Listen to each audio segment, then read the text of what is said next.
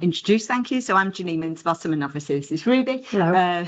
I came to the Women's Hospital back in the 1990s and established the service that we had, along with some of our very more established and retired clinicians that were around at the time. And Ruby started to come over to the Women's Hospital now in my place, and so that's why we're here together.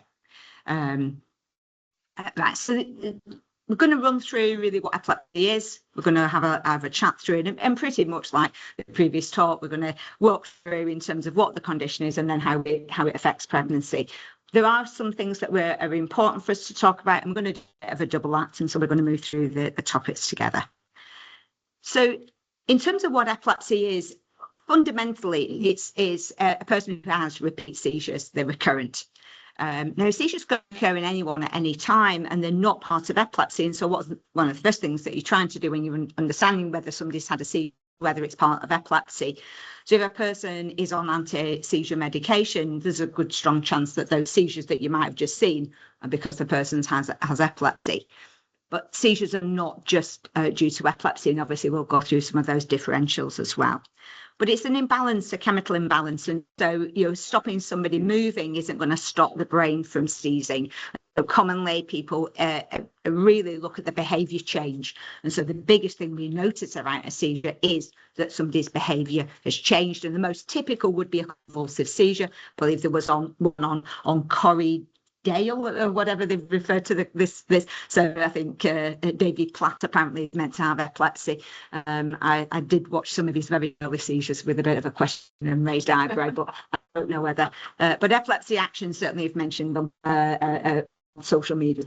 But yeah, so we've got this chemical imbalance that's leading to this excess excitability, and it depends where it occurs in the brain to exactly what symptoms somebody has, from a sudden loss of awareness or to a sensation that nobody can feel other than the person, right the way through to having a convulsive seizure.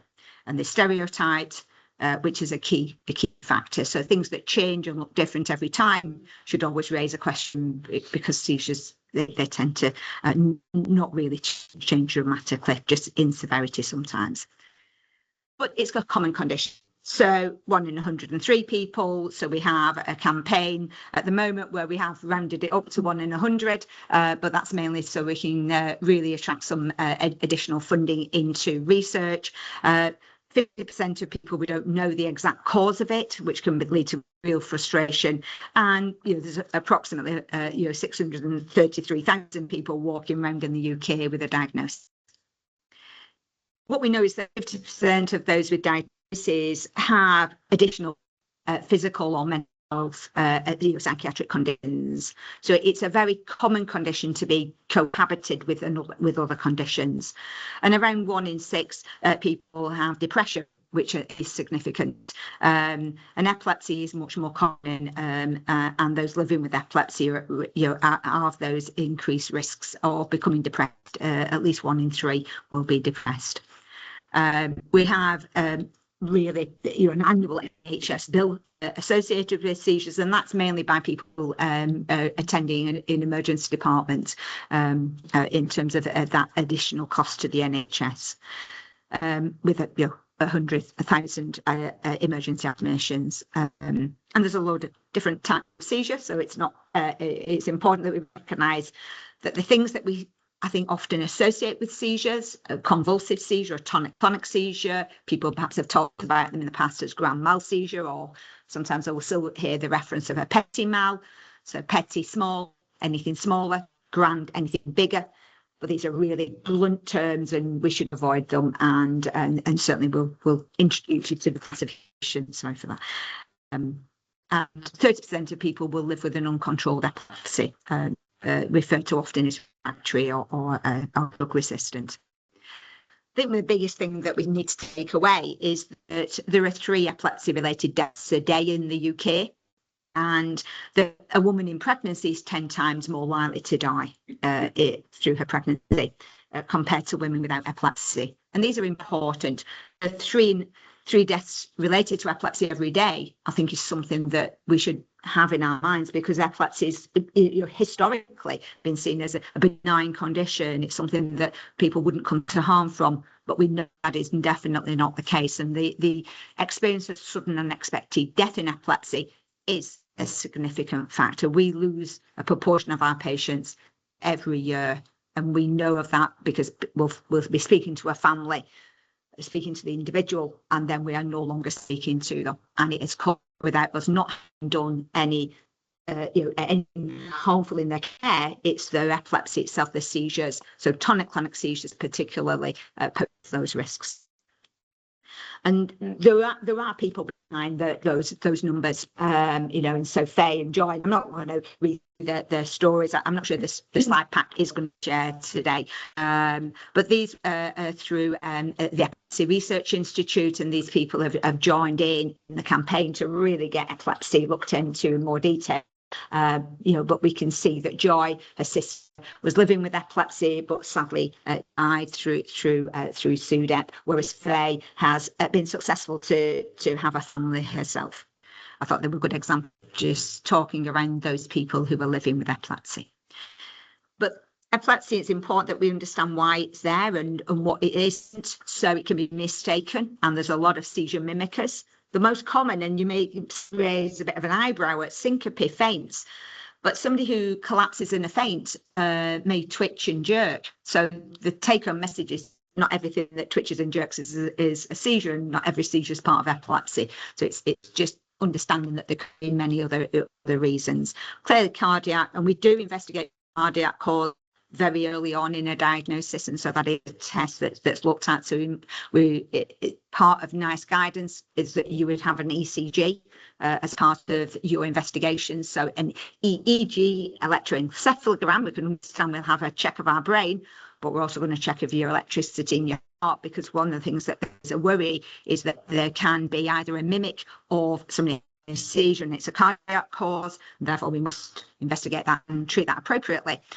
Or there could be some cardiac condition associated with their epilepsy as well, and that is one of the problems and one of the factors that have been investigated around SUDEP. The common causes can be linked into to bags, as it were, so tumour, scarring on the brain, alcohol withdrawal, inherited factors. But I'm just going to pass it to Ruby now to take over on some more from the causes in pregnancy. Hello. So potentially some causes of seizures in pregnancy, obviously epilepsy, as Janine's already touched on, eclampsia, encephalitis or meningitis, space-occupying lesions, obviously that could cause seizures outside of pregnancy also, cerebral vascular accidents or events. The patient may not have had epilepsy or had seizures previously, but if there was, say, complications during the pregnancy, that could then lead to acute seizures if there was a stroke or, as I say, a cerebral event. Metabolic abnormalities, so hypoglycemia. Again, that might not lead to a diagnosis of epilepsy. Toxic overdose, alcohol withdrawal, as we mentioned, cerebral malaria or toxoplasmosis. So not all of these other things might lead to then a diagnosis of epilepsy, but as Janine touched on earlier, it's just important to recognise that not all seizures can be part of epilepsy, but these things can happen, and your risk is potentially higher when you are pregnant. So factors that can increase seizures. So this is but within epilepsy as well, that these are our most common seizure triggers: forgotten or incorrect doses of anti-seizure medication, fever and or kind of any kind of illness, unfortunately, can lower, we kind of say lower your seizure threshold. Lack of sleep, so sleep deprivation, that's a really common potential trigger. And obviously for women who are pregnant, as they get more pregnant, that could become more difficult if they're uncomfortable or during delivery. Stress/anxiety, again, that's a really common trigger. I throw excitement in there as well, because we do see it as a trigger sometimes if people are happy. Less potentially common, but alcohol and drugs. Flickering/flashing lights, so that's not as common as people think to be photosensitive, but particularly for certain types of epilepsy, so generalized types of epilepsy, the patient may be photosensitive, but as I say, it's not as common as people think. It's just because it's plastered everywhere, isn't it? On films, rides, whatever you're doing, if you've got epilepsy, don't look, but it's not startle response and menstruation. Oh, sorry, Janine. So obviously when you're pregnant, that may not be a factor, but again, it's just important to to be aware that for a lot of our women with epilepsy, you know, their periods can be a particularly vulnerable time, or, you know, menopausal, perimenopausal. So when can seizures occur? So basically any time really, and every patient's different.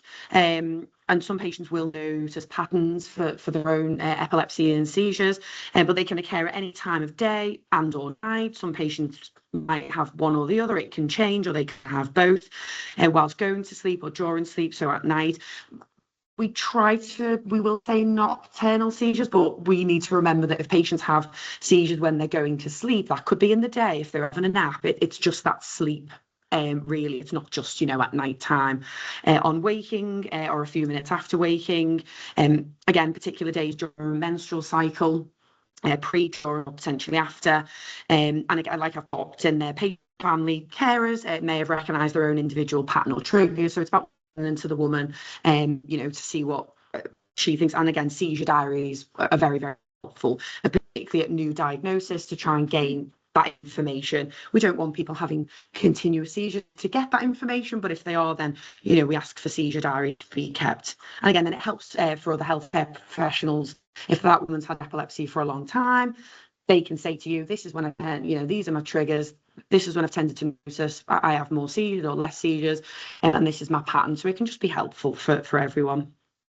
Burdens of epilepsy, it's a very difficult condition, as we touched on earlier, a very common condition, unfortunately. And you might not know someone has epilepsy.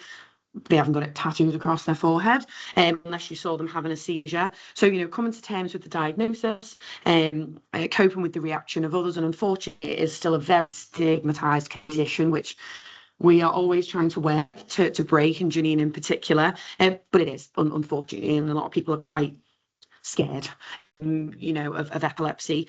So lifestyle, you know, perceived loss of independence, it can affect education, employment, driving is a big one, because I'm not going to go into it, but there's certain rules, obviously, for seizure freedom to be able to drive. So again, memory problems, you know, that can all lead to, again, that perceived loss of independence, relationship difficulties, and risk of injury, you know, burning yourself. So every part of needs to be re-looked at, you know, preparing food. I think I'll touch on in another slide, but kind of how you bathe yourself needs to be reconsidered. Falls and injury, and again, particularly during pregnancy, you know, that could be a risk for mum, you know, and baby. I'm going to hand back over to Janine now. I mean, what's clear, we've probably all had an awareness in our mind that there are different levels of seizure, different types, and the main types are referring to it as a focal, only one focus in the brain. It is affected. Generalized refers to the onset of epilepsy across the generalized brain, an unknown. And we keep the unknown in all the way through, because there's, as we said earlier, there's a number of individuals who we never get to the exact cause. But when we're breaking down those causes of seizure and what type we're looking at, we really need to see in that picture of the comorbidities that are running along one side, the cause are running along the other, and then in the middle we're seeing the seizure type. So we have a seizure type, focal, generalized, unknown, and then we refer to an epilepsy type, and that is really with a reference to the epilepsies. So it's important that we recognise that epilepsy is not just one thing. So when somebody says, oh, I have epilepsy, it is immediately important for us to then understand what is it they're referring to. Do you have focal seizures? Do you have focal seizures that are also generalised, and you have a convulsive seizure? What am I likely to see? How will I know? What does it look like? And this is really important. You can have those individuals where we see a generalised and focal combined, but this is not a seizure. So sometimes when we refer to generalised, we have this view that we're looking at the onset relating to that tonic-clonic seizures. So people will say, oh, it's a generalised epilepsy because they've had a tonic-clonic seizure. It's the focus. So it's generalised if it came across all of the brain at the outset of the seizure. And so what we see is it's deep within the brain, and we see a seizure activity affecting both hemispheres, synchronous at the outset of seizure. So somebody will suddenly become stiff and convulsed, maybe collapse if they're on their feet. But we can have briefer episodes of a generalized epilepsy, such as an absence, where somebody's just simply staring, but it is both hemispheres that's engaged in that seizure. Bilateral jerking. Again, somebody could be conscious, appear alert, but then they're having a jerk, and this is a generalized epilepsy. So the mistake is that we only see a generalized seizure as that convulsive seizure. So moving on to what we can understand with a focal seizure, this is just demonstrating the generalized seizure, it coming on from the onset and effectively using more oxygen and less oxygen there, schematic there. So from a focal seizure, what we're looking there is the origin is within a single network or hemisphere. So we've highlighted here typically a typical one in your temporal region, and so it's firing on. It may fire synchronously, but within that hemisphere, and you may retain your awareness. So somebody might say, "Oh, I'm having my aura." Now, aura has been used over history, and often people will say, "Oh, do you have a warning?" Some people have a warning in their seizures. There is no such thing as a warning. You don't get a letter in the morning to say at 6 o'clock that evening you're going to have a seizure. That would be a warning. The warning is the seizure. So somebody is already experiencing brain activity that's giving them a set of symptoms that have become synchronous, become stereotyped, that they recognise are the beginning of something that could move on or could end there.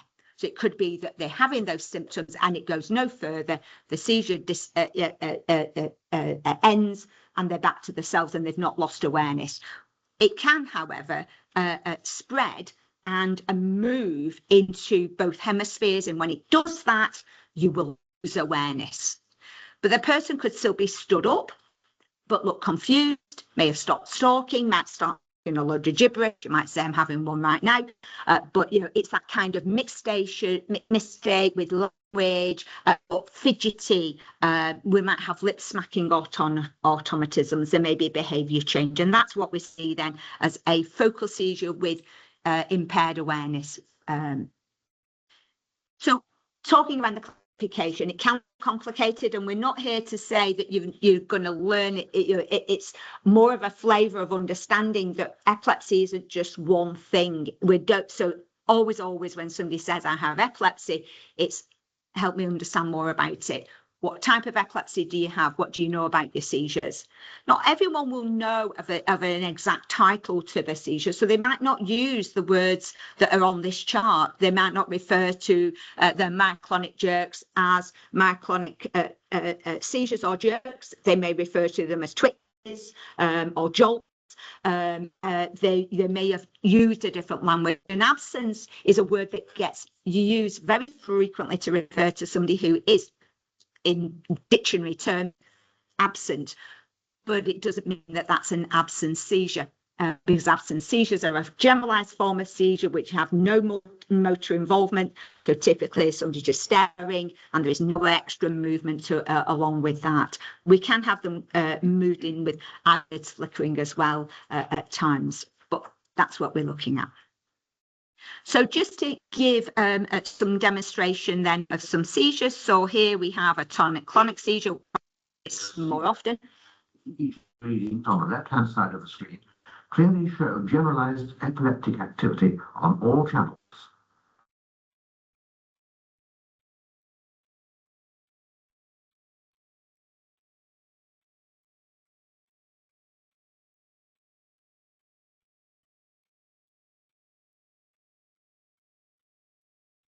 Seizure lasts for 2 minutes or so and then subsides. It takes Julie a few minutes to come round, and she'll feel disorientated afterwards. Some people... So what's there is there seemed to be very little reaction by the staff team who were around her. She was in a monitoring unit having seizures. That's why she's wired up and having an EEG at the time. she's sat down. We're not having pulled into a recovery position on the floor. We're not having somebody putting an oxygen mask on her. Seizures begin, they progress, and they end in those minutes. And so it was somebody just being made sure she's safe. She wasn't hurting herself. She didn't come to harm. If she was stood and she fell, we may have wanted to look and make sure that there was no injury there and sustain. She wasn't falling against something. We do have radiators in rooms, and they can be hot. And you would expect that you'd move away from it. If you're having a seizure and you're propped against it, you wouldn't necessarily move yourself away from it. People can come to those burns, and scalds can be part of that. So let's look at a focal seizure. So by the mission loses awareness. This may not be absolute. There may be some fragments of recollection and disability retained, but by and large, the patient would be unaware of what's going on around them, would be inaccessible to outside stimulation, and would usually be staring, looking around mentally. In many common focal seizures, but not all of them, there are what's called automatisms. These may take various forms. The most common form of automatism that's seen in a complex focal seizure. Yes. What we obviously come with clips, but what we're talking around there is automatism, so that fidgety movement. So somebody, I've got my lanyard on, so it could be that I start fidgeting with this in a way that I'm suddenly distracted, and that fidget is part of the seizure. My mouth, you might have noticed he was moving his mouth in a way that didn't, almost like I'm chewing something. So oral automatisms. We did have a clip that's much longer, and that's why we took it from the slide deck. But it's a guy talking, and he's licking his lip, but moving his tongue externally around his lips in a really, you might argue, provocative way. And you could imagine in anyone doing that, one as a male doing that, it would immediately, you're in a public environment, would gain, oh my gosh, that is sexual, it's a provocative behaviour. And you'd like to get police called and carted off. But he was just very, very confused, and he didn't know what he was talking about. So there are some clips of seizures, but people telling you about what they are like in seizures. So this guy lost his balance, he fell backwards. If there'd not been a chair, sofa necessarily a little bit away from him, he would have been on his backside. He would have fallen. And so it's not uncommon in a focal seizure, depending on your balance and how you move within it, that you could fall, but not all people will fall. People can walk around. I had one of our patients yesterday telling me she'd walked across the road. Luckily, it was a quiet road and she'd not come to any harm. But what had really upset her is that she'd put her bag down, a phone down on the seat at the bus stop. She came round and she was on the opposite side of the road and was confused initially. And then as she was coming to, realised that she'd just walked across a road. That gave her so much dread and fear, and so she was very distressed by that. Oh, sorry. Yeah, so let me move on. Now we put it as our backup because we were going to look at a YouTube clip, but that felt a lot more complicated. This is a really brief clip, but it's a myoclonic seizure. This is a generalized type. So I'm just going to show this for you.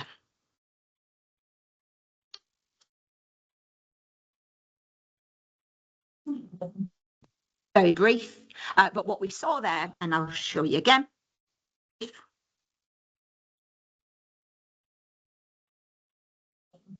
So he jolted his arms. Now, if you have your baby in your arms, you could imagine baby wouldn't no longer be in your arms, and so we would advise a woman not to be carrying her baby. And so that's something that we're alert to. So myoclonic seizures can look brief. They're a generalized seizure type, and they're a bilateral move, often of the arms. They can involve the head, they can involve the eyelids, so we can see somebody whose eyes are flickering, and they might have some odd little twitches and jolts coming through.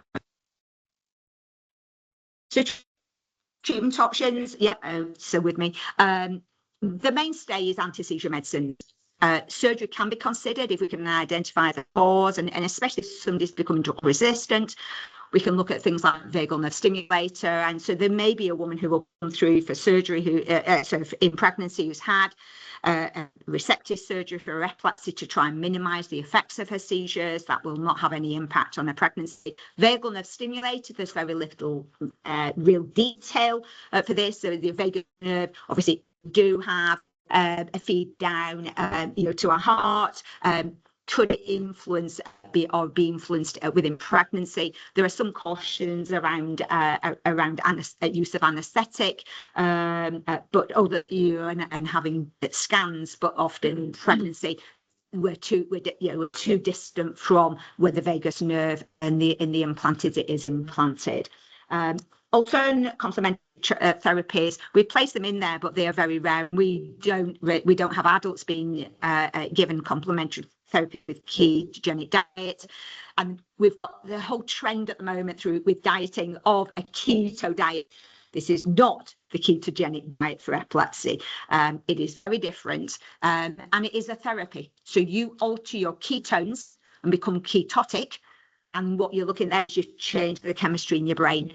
Now, we know that's the thing, because if you're looking after a person with diabetes, you'll have looked at all of those issues as part of that. And it's not necessarily a good state of health, but we're relying on that. So it's not a long-term therapy. It's used with children, often with really difficult drug-resistant epilepsies, when we're getting a little bit down to what else can we use. There's very few genetic conditions. So GLUT1 is one where your glucose metabolism is affected. It causes seizures, and as a consequence, ketogenic is felt to be a therapy there, but transitioning will often move those people on to regular treatments, where anti-seizure medicines.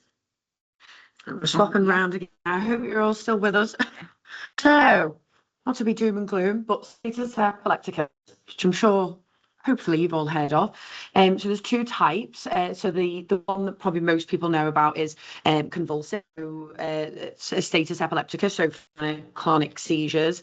So we class status epilepticus as when a tonic-clonic seizure, so the first video that we watched where you're stiff and shaking, and the only time the stiff and shaking part of the tonic-clonic seizures for this, but if it lasts so if they're stiff and shaking for 5 minutes or longer, or if the patient has one tonic-clonic seizure that stops and they go pretty much straight into another tonic-clonic seizure with no recovery in between, and if either of these things happen, so it's either prolonged 5 minutes or more, or one after the other, a cluster as we would refer to it, it's a medical emergency basically, because the longer it goes on, or the more seizures that come in the cluster, might increase the chance that the seizure or seizures are not going to stop without intervention with medication. So obviously we have most of our patients, we look after our outpatients, and I'll get on to rescue medication on a further slide. But if it's not, if the seizures aren't stopped, it can cause long-term damage. You're not getting enough oxygen in. It can obviously put strain and pressure on the heart, and obviously that's also then not good for an unborn baby, and it can put mother and baby's life at risk. The Walton Centre, which I think the women's use, which I have got another, but I'm not going to read through it. We have a status epilepticus guideline for inpatients that can be followed if that's the medical emergency. What meds to give, things like that. And then we've got non-convulsive status, which we know a lot about, but I wanted to mention it. It can still happen, and it can be quite common. So it's any type of that's not a tonic-clonic seizure, so such as an absence or focal seizures that are either clustering again one after the other, or it's just not stopping on its own. Focal seizures and absence seizures are usually quite brief, and for tonic-clonic seizures, most will self-terminate. But it's just to be aware that there is non-convulsive status, and it might not be obvious, so to speak. But again, it's knowing that patient's history, and whether that's something that may have happened for them before, and being able to recognise that status is not just tonic-clonic seizures. And as I've put in the slide here, it can be hard to spot, because the signs and symptoms can be less obvious. you know, it's pretty, you're able to spot usually a tonic-clonic seizure of the seizure activity happening. So, for example, you know, someone's in having an absence or focal status, you know, they may appear confused, less responsive than usual, changes to their speech or behaviour for no clear reason. So you'd see those seizure types that we showed in the videos potentially. And again, the focal seizure can present in many different ways, but it's not stopping. It's continuous. And again, that's where family, friends care can help and be like, this isn't normal. It should have stopped by now. They're having way too many. That we need to look at this. And again, non-convulsive status, you know, it can be classed as a medical emergency as well. The convulsive status is more dangerous, but again, it's just to be aware of non-convulsive status as well. So buccal midazolam, which again, hopefully everyone's heard of. So this is something, again, that we have a lot to do with for our patients. So it's rescue medication. There's there's only two makes of it at present in the UK. So they're the same thing. It's midazolam. There's buccalam, which is 10 milligram in 2 ml, and they're pre-filled syringes. And then there's epistatus, which is 10 milligram in 1 ml. They are the same thing. It's just two different drug companies. So if patients have ever experienced the particularly for the convulsive status, so either a prolonged seizure, 5 minutes or longer, or one after the other, so a cluster, we will initiate rescue medication. Buccal midazolam can be used for other seizure types, but it can get more complicated. But most patients do have it for the tonic-clonic seizures. It needs to be prescribed, and they will. Not always, but we will set a care plan of when it should be given to the patient. So if a patient comes in to your care and they mention that they've got rescue medication, buccal midazolam, you know, you can ask them, have you got a protocol? When should it be given? Just so all the staff are aware of when it should be administered, because it's a standard protocol. But so again, it's usually tailored to the patients as well. So it's not always the same protocol for every patient. Again, it requires training. It's very easy to give. And it's not an injection. It's a pre-filled syringe. I haven't actually got it with me. I forgot to bring. I've got a picture of it on the next slide. But it's a pre-filled syringe that it goes into the buccal cavity, anywhere around here. So it's not an injection. It doesn't go in IV. It doesn't go in any cannulas or anything like that. It's administered typically here. There is rectal diazepam, but we don't really use that very often. But just so you're aware, it's different. It's diazepam, so it's a benzodiazepine, so it's in the same family as the midazolam. But for obvious reasons, I think at this point, we prefer buccal midazolam. It's easier to give, and we train families, carers. The patients would typically never give it themselves. Obviously, they would be able to, usually during a tonic-clonic seizure. And we have trained children sometimes as well if their parents have got epilepsy.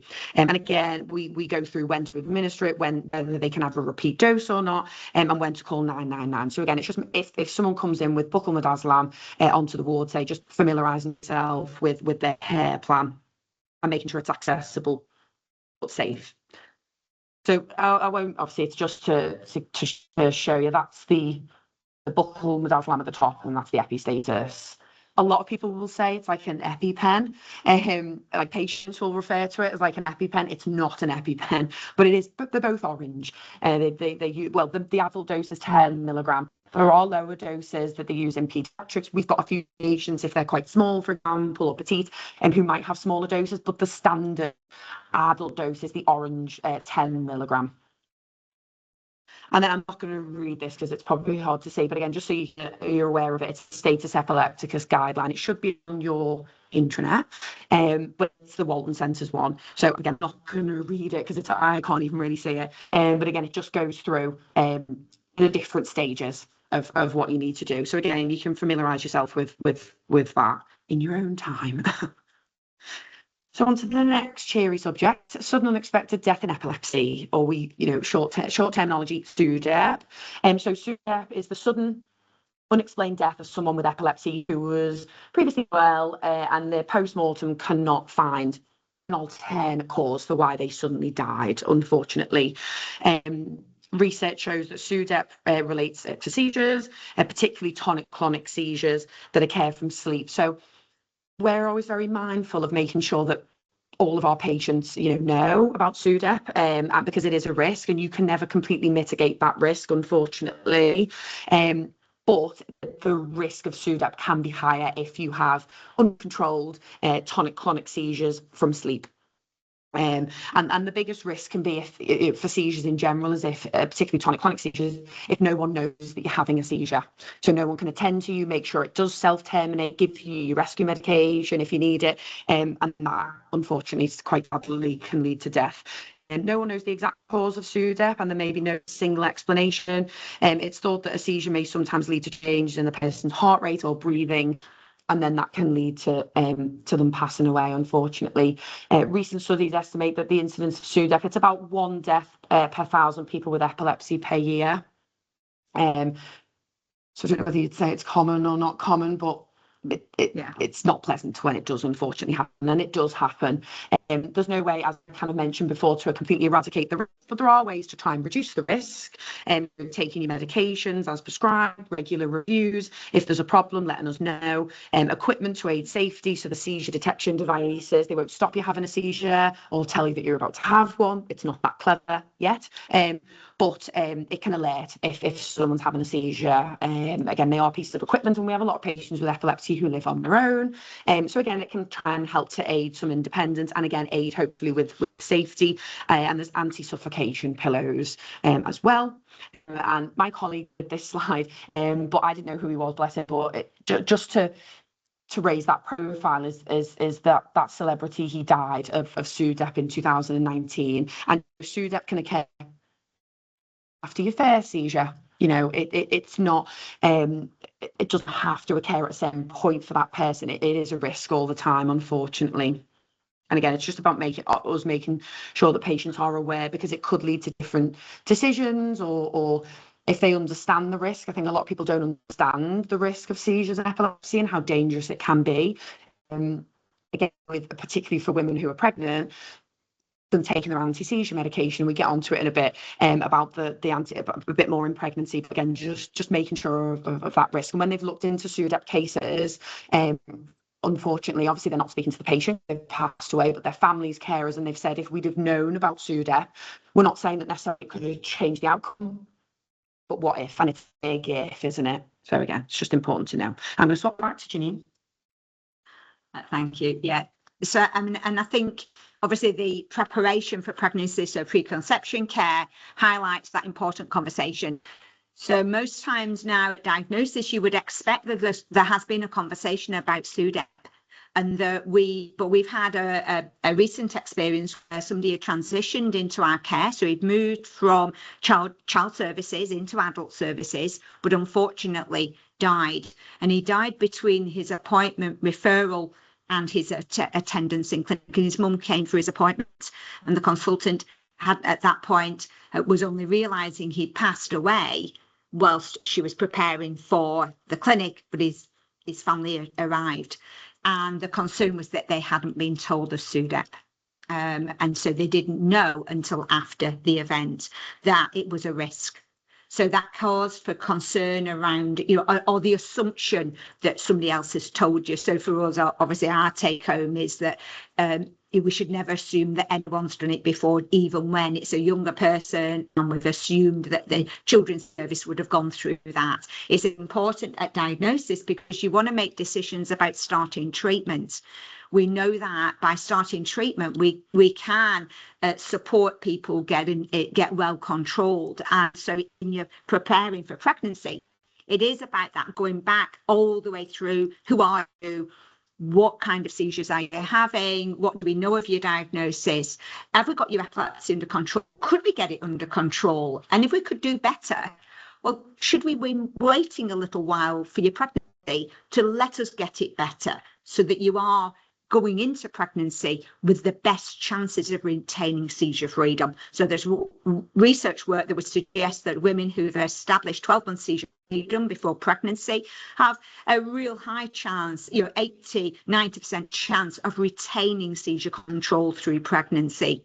There are some caveats. Lamotrigine is one of it's the best drug because it's a lower risk drug, but at the same time, it's a pretty challenging drug because blood levels and blood concentrations of the treatment can fall in pregnancy through hormonal interference, through liver induction. But if we're knowing that that's the drug that controls somebody, again, before pregnancy, it allows us to monitor, to get baselines, and we've got a particular slide on monitoring as well. But it allows us, so pre-pregnancy is vital, what you know, what we can do, what information has somebody had. You're going into a condition that may itself be a normal health condition of pregnancy, but you're going into it with your condition. So I think it's probably going to be a statement in all discussions today, is that preconception is your ideal. But if we can have before first baby, we should be very much prepared for next baby. And it does allow us to re-go over things again. So the goals are: review your diagnosis, make sure it is epilepsy. And so it can sound a silly one, is it epilepsy? And you think, well, it's epilepsy, you've been in an epilepsy clinic. It's always important that you go into a review with a critical eye, and that we never take anything as granted. And so if we don't have a good description of a seizure, the person themselves may not be able to give a good description. We'll go back and go through what we've learned so far, what investigations have been done, have we had monitoring that's detected a seizure, which is a slightly more gold standard of review. So if you've had your brain wired up with an ECG, sorry, an EEG, then you're gonna, we can see a seizure live on camera at the same time synced in with that EEG. Then we can be very sure that that is an epileptic seizure. And it can work for us in a positive way to say, no, what you've just had there isn't epilepsy, because there was no change on your, the brainwave changes were not there that were typical of seizures. So we have to say, you may be having something that isn't epilepsy. So dissociative seizure, for example. So we may have another cause there. And that changes your treatment regime. And again, doesn't necessarily change some of the warnings in pregnancy. That person might carry on having seizures. But what we at least understand is that the drug mechanism and the burden for the woman and baby might change if we're saying this is an epilepsy. Yeah, so it is important that we get it right. And so the beforehand is vital. Can't do it in the middle of pregnancy. We can't sort of like start middle of pregnancy beginning to doubt what this is. And if we do, then we're in a dilemma of, well, you're already here now with all of your treatment on board. And if we start meddling around right now, what are we going to be causing downstream? So it does become a concern for us. So we're balancing risk information, how people interpret risks. We talk around seizure risks. So we will have two-depth conversations within a preconception counselling meeting. But we'll also talk about epilepsy medicine and whether you're on the safer of epilepsy medicines. And Val's got, I think, a separate slide for us as well. I'm sure that would valprate just run a shiver through you there, because we know it's one to be avoided in pregnancy. We always question about those intentions for pregnancy, because again, women can come and be very vague and a little bit, I suppose, it laissez-faire, it'll happen if it happens, kind of thing. And so if I'm knowing that woman's epilepsy is not well controlled, I'll go into my conversation about contraception. And so, and I'll often start in a preconception is, what are you taking right now? What are we doing to avoid a pregnancy? Because when I'm starting that conversation, I need to make sure that you're not pregnant right now. And if you think you could be, then we'll go and test and we'll find out. So in clinic, we'll go off and have a pregnancy test if we need, because we need to know where we stand. That conversation can't change an hour later when we then suddenly find it's there and then, isn't it? So we will send somebody out and they go and check if they are pregnant, if they think they could be.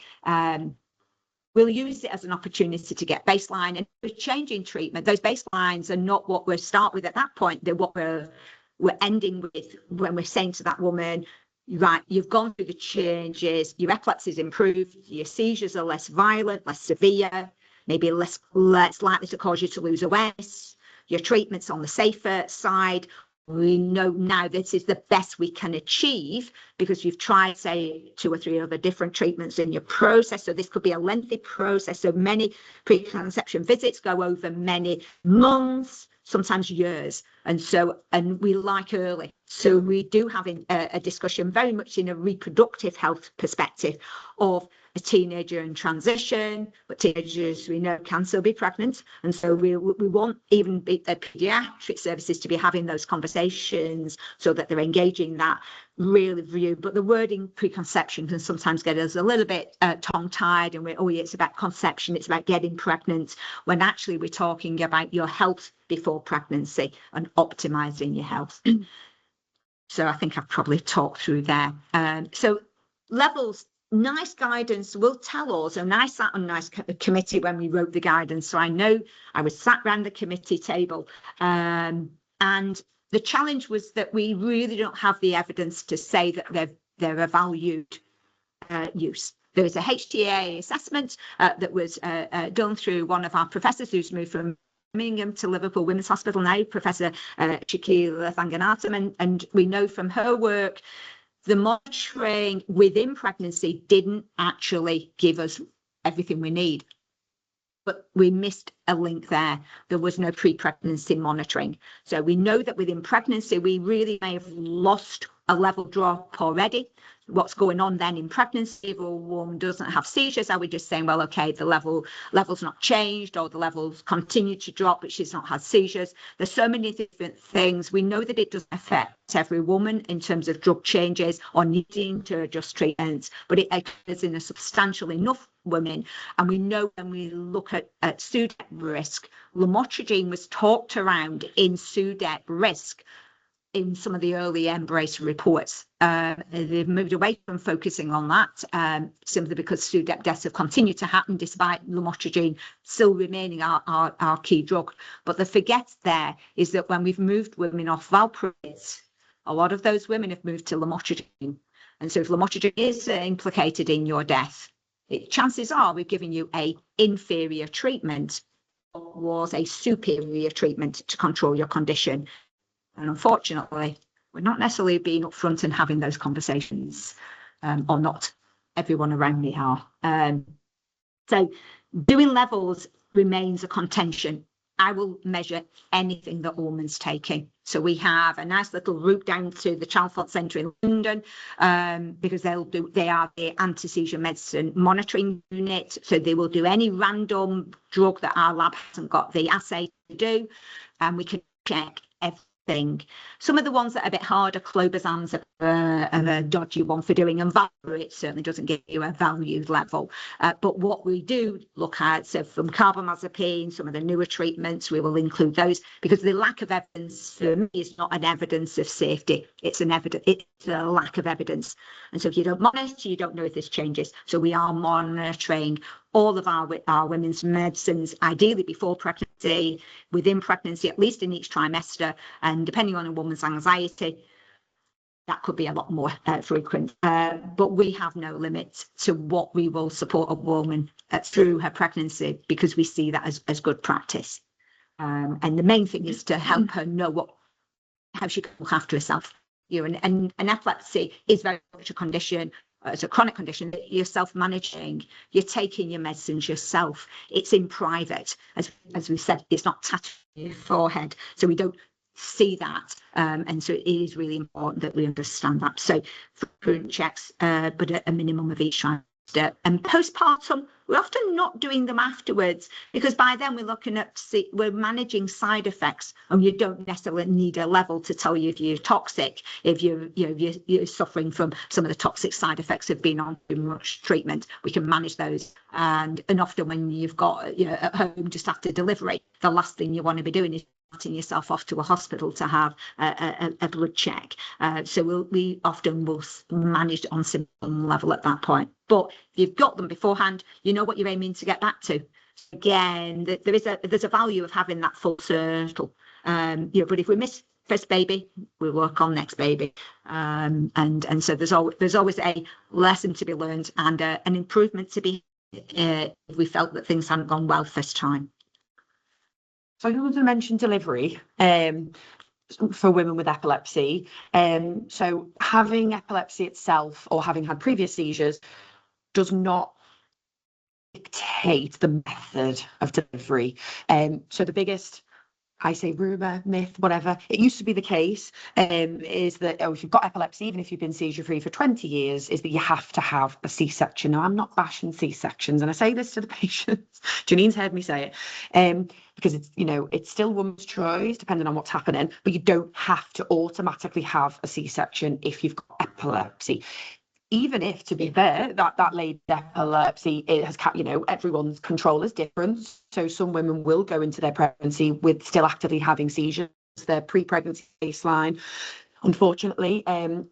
So actively having seizures throughout the pregnancy or near the pregnancy, again, doesn't automatically default that you will have to have a C-section. That is the decision that is sometimes made.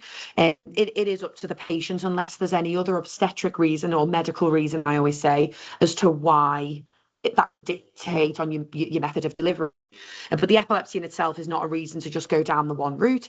The woman could choose to have a C-section or be advised to have one, again, for other reasons, an induction or natural. A lot of our women with epilepsy will have uneventful pregnancies and lovely healthy babies, and there's no problems whatsoever. They'll deliver vaginally, naturally. We always put this in our letters, and I'm sure some of you have probably seen letters about delivery. The only things we do typically advise women with epilepsy or a history of epilepsy and seizures is that they don't deliver at home in an ideal world. Again, it's not one rule fits all, but just generally speaking, no home delivery, and ideally not in a pool, particularly if they've had seizures. We don't really set an exact kind of time frame. Again, it can get individual sometimes. It's the individual conversations around delivery, but again, that's just a general overview. No home, no water. And though I know the women's don't use this anyway, but we still mention it, and we advise that pethidine is not given in labour because it can lower the seizure threshold. I just want to mention delivery. I know it's not on the slide. So seizure management on a ward. So recognising a seizure, if you can, again, having that history from the patient. I left it in low, take action, and depending on what type of seizure it is, what's happening, and whether you need to follow the protocol, or whether it's just a case, say it was a focal seizure, the patient's family says, this is normal, it'll pass. Reassurance, monitoring, and keeping everyone nice and calm, hopefully, as much as possible. Not left unsupervised in a side room. Again, that could be one of the biggest risks, like we mentioned earlier. If no one knows that patient's having a seizure, that could increase the risk. Or if they've fallen and they need assistance, especially obviously if postpartum, if they've got the baby. So we do advise that the patients with epilepsy are not left unsupervised in a room. If families are staying with them in a side room, we will tell those family members that you need to stay awake and you need to take shifts so that someone's awake, keep an eye on the patient. Consider access on admission. We do that in the Walton Centre. Not always, but depending, if they've got a history of epilepsy. Again, that's probably silly because most of your women probably will have IV access anyway. Again, like we mentioned before, does the patient have buccal midazolam? Because that can be used if you've got no access, or if that's the preferred method anyway of rescue medication for that patient. I think I mentioned it a lot earlier in the talk. Bathing, again, just from the ward. Showers are advised. I don't know whether you have baths here, but to reduce the risk of drowning if you to have a bath. Showers are advised over a bath. Again, regular seizures from sleep, as we mentioned earlier, that can increase risks of SUDEP. Post-ictal monitoring if a seizure occurs. So hopefully once the seizure subsided, just keeping an eye on the patient really to see if they have any more, make sure they're recovering. Most patients will be confused after a seizure. They might have injured themselves depending on the type of seizure. And again, just reassuring, explaining to them what's happened. And again, obviously, that if it's postpartum, reassuring, with the baby. If status epilepticus, again, follow the hospital policy on the management. At-risk groups, just generally speaking as well, and for patients with epilepsy and who are pregnant. Patients with learning disabilities, again, they may require extra support. Communicating their history of epilepsy, seizures, again, relying on families, carers, things like that. And any other, obviously, needs that they may have. Pregnancy, again, and postpartum. Non-adherence, so not taking your anti-seizure medication potentially for various reasons, which we won't do. We could do a whole presentation on that probably. And obviously, if you're vomiting, I can never pronounce that, and you'll all laugh at me if I try and say it because you're all midwives. So I'm not going to try and say hyperemesis. There we go, we got it. Again, because if you're being sick, even outside of pregnancy, that could lower, as Janine was talking about the levels, that could lower your levels in pregnancy as well, or outside of pregnancy. It could affect your anti-seizure medication levels if you're not absorbing your medication properly because you're being sick, or if it's non-adherent or you're not taking your dose properly, or you're taking it on and off. That can lead to problems. You're not getting your medication in, and it can lead to side effects. Actually, if you're taking it on and off, one day I take this dose, the next day I take this dose, the third day I don't take it at all, can just cause so many problems. So again, just checking adherence, and again, reassurance, I suppose, depending on which anti-seizure medications they're taking, which we should have spoken to them hopefully pre-pregnancy about. It's back to that preconception importance, about the safety of what we do and don't know about the medication in pregnancy. And again, SUDA, which I'm not going to go over again. So when and how to refer to the Walton Centre. So if the patient's not known to the Walton Centre, which does happen a lot, anyone with epilepsy, anyone who's had a first seizure usually gets referred to the Walton Centre. Obviously in pregnancy, if they weren't already known to the Walton Centre, we will try and do it as an urgent triage referral. We don't triage the referrals to the Walton Centre, the consultants do. So we'd always which I'm sure you guys would, just make sure you put it in big capital letters, patient pregnant, if you're making a referral to the Walton Centre. It can be, we use a portal, don't we? I think it's like an online portal. But yeah, they'll either be then triaged usually into the first fit clinic or the fast track clinic. As you're aware, the maternal medicine, it's monthly. I forgot to put this on the slide, but we do have the joint obstetric neurology clinic here at the Walton Centre at the Women's Hospital, which I attend once a month. I come with one of the consultant neurologists, Laura, comes through it with us as well. We do it once, and we do try to see anyone who's particularly in here, obviously, with epilepsy, even if they're stable. I'm sure you've all referred probably someone to it. So we have that as well. If the patient is already known to the Walton Centre, they're actively under our care. You don't need to necessarily do a re-referral, but it's just letting us know, I suppose, particularly if the patient's not sure, they've let us know. We always tell patients to tell us separately, don't assume someone else will have told us. That if you're pregnant, just please ring us yourself or get someone to ring our secretaries. Let us know directly at the Walton Centre that you are pregnant, and then we can take it from there. So we may have already spoken to them before they book in, or we may not have. So I suppose you can just check with them. If they say, oh yeah, I'm under Walton, you could just say, have you let the epilepsy nurses know? Because I'm sure we're all aware they don't always think that they need to tell us, and that we'll just find out, but we don't always know. So yeah, if someone's having second, or the seizures aren't controlled, you want advice as in and outside of pregnancy. And we have, just generally speaking, for all of our patients, we have it's not an urgent service, but a nurse advice line that the patients or family carers can book to speak to us regarding their epilepsy and their management. And our epilepsy nurse secretaries are fantastic as well. So again, we tell all of our pregnant patients that they will be prioritised when they're pregnant. So they just need to ring our secretaries and tell them they're pregnant, what the issue or the query is, and we'll get them booked in as soon as we can to speak to them. And we do a lot on the phone, don't we, Janine? Because it is a lot easier. Postpartum care follow-up, so breastfeeding. The general overview from the MHRA is that you can breastfeed on any anti-seizure medications. There's one, zonisamide. Yeah, which are a bit like this on at the just because of something with one of our patients. But the general overview is that you can breastfeed on any anti-seizure medication. The MHRA actually advises that we should advise patients with epilepsy taking anti-seizure medication to breastfeed because the benefit of the breast, you know more about breastfeeding than me, but the benefit of breastfeeding, could outweigh the potentially small risk, how they word it, of the baby having any issues or complications from the anti-seizure medication going into the breast milk. The general concern seems to be that the anti-seizure medications will go into the breast milk, all of them. It seems like they do, but it's very varied as to what level, how much, and most of the time, the women have taken those anti-seizure medications during the pregnancy, so the baby's kind of been, I don't really like the word exposed, but they've already been on it. baby's already been getting it, if you look at it that way. So we always advise that if a woman wants to breastfeed whilst taking anti-seizure medications, whatever the combination, that they can, just that they monitor the baby for things like poor feeding, irritability, rashes, any concern. You might stop breastfeeding, get the baby reviewed, and if there's any potential concern that it could be from the anti-seizure medication in breast milk, then the breastfeeding might need to be discontinued. Again, to consider with breastfeeding, I won't go into too much detail, but again, it's things like managing triggers. We have a lot of women who combi feed, things like that. So again, it's just an important conversation because they might ask you, can I breastfeed on my anti-seizure medication? But again, we have those conversations with them as well. Contraception, Janine already kind of touched on this. Again, I'm not going to go into loads of detail, but there are considerations for different anti-seizure medications can interact with different types of contraception, and there's things we do and don't advise. Again, that's what we're there for. But again, it's just to be mindful that depending on what anti-seizure medication you take might influence what contraception you would be advised or not advised to have. But we do have those conversations with our patients very regularly, and particularly when we do the postpartum reviews as well.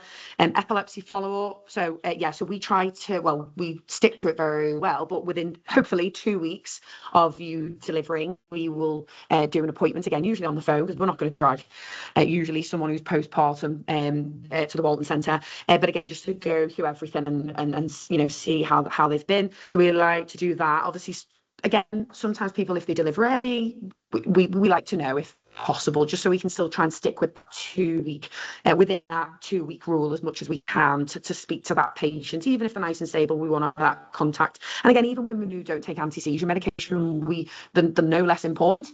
We will speak to them as well. Obviously, any woman with epilepsy who's pregnant, whether we need to adjust their anti-seizure medication or not postpartum. Again, a big topic on its own, but depending on whether the doses have gone up during pregnancy, monitoring for side effects, things like that. Like Janine mentioned, we don't always check the levels postpartum. Sometimes we do. It depends on the patient and the situation. Again, going through the seizure risks, reviewing, reassessing the epilepsy diagnosis once they're not pregnant anymore. That's been something that we've questioned. And again, we love to find out the names of the babies and just to see how they've got on. And then obviously we carry on looking after them. We look after them pre-pregnancy, however that long may have been, during the pregnancy, and then we carry on looking after them after. Stay as our patients anyway. They just probably have a bit more intense follow-up from me and Janine whilst they're pregnant. So valproate, we cut it to one slide just to make sure everyone was aware of it, which I'm sure you all are. So they've tightened the prescribing, I'm sure, as we are all aware, of the prescribing of valproate for men and women. Men have joined in now. So there's the annual risk acknowledgement form, which again, the Walton Centre, we will complete. So it has to be done every year. And again, there's new warnings for men. So I'm not going to go into detail, but again, it's just to make sure everyone's aware of valproate and the risk that it can increase risks during potentially during pregnancy for women. For the men, it's potentially whether it can cause fertility problems, and testicular toxicity problems, and potentially, they're looking into it, aren't they, Janine? I'm not trying to be vague, but it is vague as to whether potentially if a man takes valproate and fathers a child, whether that could cause any developmental delays, things like that. And so it's caused a lot of issues. The women, we've been doing the valproate form with them for many, many moons now, haven't we, Janine? But now that I say the men get to join in, so any new men starting valproate, I think why she's talking about men, have to do the form, but just once. So the women are still, the priority, and we do the forms with them every year. But again, I think it's still important to consider that it's still a good drug, as Janine referenced earlier. We still use it because there seems to be a myth go around at one point that it was being stopped and we weren't allowed to prescribe it. We can. They've just tightened it up even more, but we were pretty strict on it anyway, and that's what the form's for. And again, there's new warnings for topiramate. There's actually a topiramate pregnancy prevention form now. So it's the same as the valproate form. It's just got topiramate written all over it instead, and the risks obviously are tailored to the topiramate. So again, it's just to be aware that there's now I haven't put a picture of it on, but there's a topiramate pregnancy prevention form as well. Pregabalin? Yeah, it's just a warning. It may come. We suspect at some point pretty much every medication will have a form that we have to fill in. But mainly at the minute, it's the valproate and it's now the topiramate as well. So just to be aware of it, really. The Embrace report. So this was, I've managed to squeeze the pictures in as best I could from 2025. The key messages, I'm not going to read it off, but again, you know, the leading causes of maternal death and epilepsy is in there. We're all aware of Embrace, aren't we? So unless you want to add anything onto that, don't know whether we need to go into super detail. Do you want to do the EpiSave tribe? We're nearly done. Yeah. No, so I mean, just going back onto Embrace, I mean, I think the key take home for me over the years of watching the reports and our setting up of our service. So as I said right at the beginning, the onset of our work here at the Women's Hospital came in the 1990s, and so the first clinic we held here was in 1999, with Jim Nielsen, and we have been aware of death at that point because that was the reason we started it, along with harm from medicine. We had two big things that were coming around to our knowledge. It was the first time this this extra 10 times increased risk for women was being raised. Now, unfortunately, that has not stopped. It's not failed to be improved. In other conditions, you've seen that. And so for me, that is the big take-home. This is why we have this continuation of review and safety around pregnancies, that we do look at EpiSafe. We do look at that, what can we do to reduce harm to women in pregnancy, and being involved and being aware of epilepsy has got to be a big part of that. And I know that's a study that you are recruiting into. We've got our UK Epilepsy and Pregnancy Register, and it's always important to just reference it to a woman if you're taking you're doing a booking visit and you're getting knowledge of treatments. We are being able to say, or you could register your pregnancy. It's an entirely anonymous route. It's now attached to Manchester University. It was held at Belfast from the 1990s. They'd initially run it completely on goodwill, and so we had two clinicians who were effectively gathering all of the data, putting it into spreadsheets in their own time, and that got funded. All the drug companies have put money in, so there's no lead through pharma, but it's still not a funded piece of work until Manchester University have taken it on, and what we now have is it's housed there and it's connected to a long-term study. So we're going to look at not only outcomes at birth and at 3 months, but we're also looking at the long-term outcomes as well, which will be helpful to really widen that knowledge about every drug that's out there. We're really shamefully limited on data for what we can give. We've got our Northwest Epilepsy Guideline, and I know Catherine's in the room that I worked with on this, and I think it's been with you as well and presented previously. And I'll just get into our take-home message. I think this is our last slide to questions. I'm doing some work with Liverpool City Council and two primary care units with a community innovation team. They were using Recite as a group that I think worked with you. We know there's a lot of work being had around the Liverpool City region, and we're looking to try and really engage in preconception discussions and reproductive health discussions before pregnancy, so that we're really improving that outlook. So it's just, I will be outside through the break times and lunchtime. Do come and have a chat with me. We do need some engagement from the Women's Hospital, particularly from midwives, because we know that women will come via you, and without that involvement in the city, I think we're missing a link. So I really would like to be able to recruit people. So my take-home message is brain. So the point of seeing a seizure is you recognise it. One of the sad concerns that we have is that if we change shift, we hand over, we don't let somebody know that a seizure has happened. That might be one. It seemed to settle, they recovered, but then they had another one. The family weren't there to tell us that's normal or typical, but we need to hand that over. We need to escalate. We need to make people aware, because seizures can be silent. They can be quiet. They can look like somebody's recovered, but we know there's a connection to the heart. And whether somebody dies through SUDEP and diagnosis that only comes after post-mortem. So we can't say that death's until they've gone through post-mortem. But what we know is the heart is likely involved. The research is direct into that. It's looking at the brain and its connection to our breathing centre and connected to our heart rhythm. And so all of those cardiac deaths that get reported within Embrace, we have to think are any of those in women who are well controlled, and from a post-mortem it wasn't seen that it was their epilepsy. So my concern is that it could actually be worse than what it is. And I think that, so be aware, never take it for granted, and do protect the women when they're in your care. Okay. So that is us. We're done. Yes. Thank you.